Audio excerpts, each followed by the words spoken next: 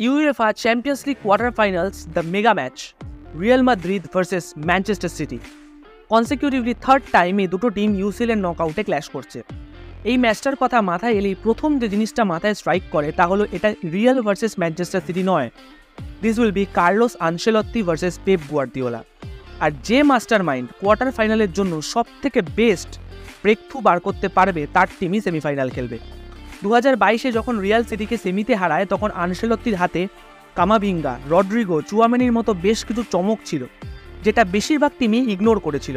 আর প্রত্যেক ম্যাচে এদের দ্বারাই লাস্ট মোমেন্টে খেলা নিজেদের পকেটে ভরছিল রিয়াল। আর সাথে ছিল কারিম বেনজিমার ট্রিমেন্ডাস ফর্ম, সেটাও কিন্তু রিয়ালের পক্ষে একটা প্লাস পয়েন্ট ছিল। নেক্সট ইয়ার অবশ্য এসব কিছুই কাজে লাগেনি। পেপ গুয়ার্দিওলা কুল অ্যান্ড কামলি রিয়ালকে এতিহাদে উড়িয়ে দিয়েছিল। এবারেও সেকেন্ড লেগ এতিহাদে, তাই অনেকেই হয়তো ভাবছে history will repeat itself. But এবারে কাজটা অতটা ইজি হবে না সিটির জন্য, কারণ যদি এই সিজনে ইপিএলে আমরা বিগ ম্যাচে সিটির পারফরমেন্স দেখি তবে দেখতে পাবো লিভারপুলের এগেনস্টে দুটো ড্র, আর্সেনালের এগেনস্টে একটা হার, একটা ড্র। আর সবথেকে বড় কথা, চেলসির মতো স্ট্রাগলিং টিমের এগেনস্টেও জিততে পারেনি সিটি, অনলি ম্যানইউর এগেনস্টে ডমিনেট করতে পেরেছে তারা। আর্সেনাল আর চেলসির এগেনস্টে দেখা যাচ্ছিল যে তারা অপোনেন্টকে নিজেদের বল পজিশন স্যাক্রিফাইস করছে আর কাউন্টারে গোল দেওয়ার চেষ্টা করছে। চেলসির এগেনস্টে তারা হেরেই যেত যদি না চেলসি কিছু ওপেন গোলের চান্স মিস করতো। তো আলটিমেটলি তোমরা বুঝতেই পারছো যে City are not playing like they played in the last season. এসবের সাথে আরেকটা কথাও অ্যাড করতে হয়, সিটির বড় ম্যাচে ইনডিসাইসিভ রেজাল্টের জন্য আর্লিং হালান্ড নামের এক জন্তুরও কিন্তু মারাত্মক লেভেলের কন্ট্রিবিউশন রয়েছে। হালান্ডের ইজি চান্সেস মিসের খেসারত দিতে হচ্ছে সিটিকে বারবার।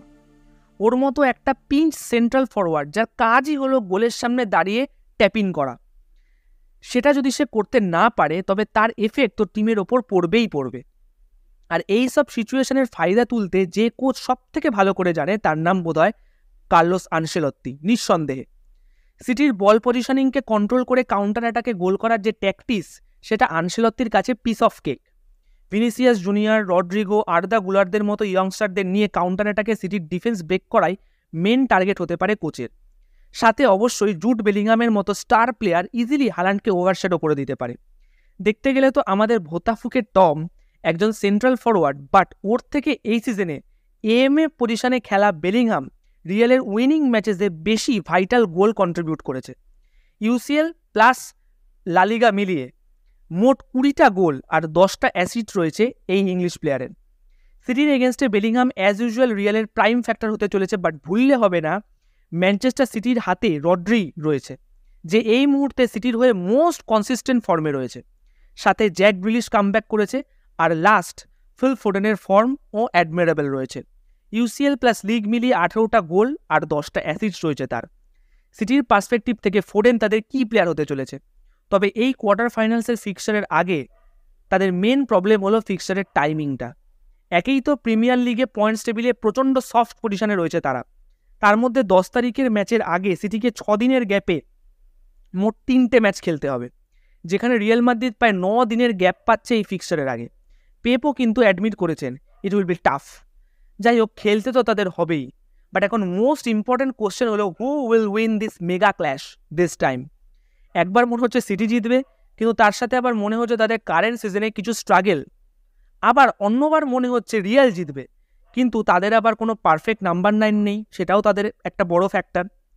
সুতরাং বলা যায় এই খেলা লাস্ট মিনিট অবধি যেতে পারে, শেষবারের মতো ওয়ান সাইডেড হবে না, ইভেন টাই ব্রেকারও হতে পারে। আর সব কিছু মিলিয়ে মিশিয়ে 51-49% রিয়ালকে এগিয়ে রাখছি আমরা, কারণ সিটি যেই প্রবলেমগুলো ফেস করছে সেটাকে ক্যাপিটালাইজ করতে পারে রিয়াল খুব ভালোভাবে। 2022-এও সবাই ভেবেছিল ম্যানচেস্টার সিটি জিতবে, কিন্তু জিতেছিল রিয়াল মাদ্রিদ। এবারেও সেই পসিবিলিটির দিকেই যাচ্ছে। আপনাদের এই ম্যাচ নিয়ে কি প্রেডিকশন সেটা আমাদের কমেন্ট করে জানাতে ভুলবেন না। ভিডিওটা ভালো লাগলে like, R day to day sporting আপডেটসের জন্য স্পোর্টিবংকে সাবস্ক্রাইব করতে ভুলবেন না।